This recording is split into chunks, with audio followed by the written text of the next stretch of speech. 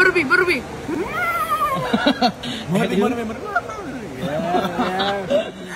সম্প্রতি সোশ্যাল মিডিয়ায় viral Islamic বক্তা মাওলানা মুস্তাক ফয়েজির বক্তব্যের একটি অংশ মুরব্বি মুরব্বি। একটি মাহফিলে তার মুখে এই কথাটি প্রথম শোনা যায়। মুরব্বি মুরব্বি।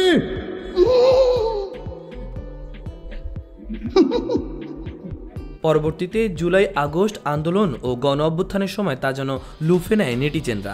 কাউকে কোনো বিষয় সতর্ক করতে তারা সামাজিক যোগাযোগ মাধ্যমে অনেকটা মজা করে মুরব্বি মুরব্বি বলে সম্বোধন করে থাকে। Murubi, murubi.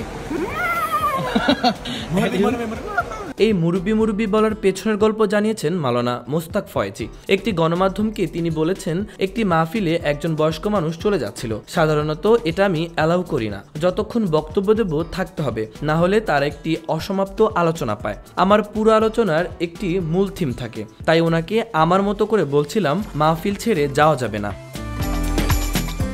ভাইরাল হওয়া প্রসঙ্গে তিনি বলেন, এটা যে এখনকার প্রজন্ম এভাবে নেবে বুঝি নাই। এটার ভিতরে ওরা একটি আনন্দ খুঁজে পেয়েছে। সরকার বদল হওয়ার কারণে যেসব মানুষ মুরব্বির কাতারে ছিলেন তারা যখন পালিয়ে যাচ্ছিল তখন প্রসঙ্গক্রমে এটি ব্যবহার হয়েছে। আমি একটা কথা বলছিলাম, এক লোক বের হয়েছে দাড়ি কামিয়ে একেবারে সমান। যখন সালমান এফ রহমান দাড়ি কামিয়ে ফেলেছে এটি মিলে গেছে। তবে আমি ওয়াজে সালমান এফ রহমানকে নিয়ে কিছুই বলিনি, এটি তার সাথে মিলে গেছে।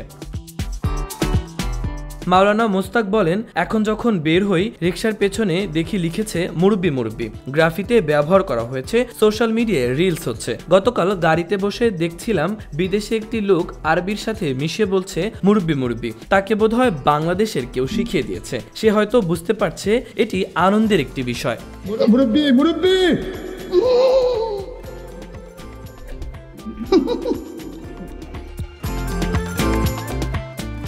মাহবুবুর রহমান ইমন, খবর সংযোগ।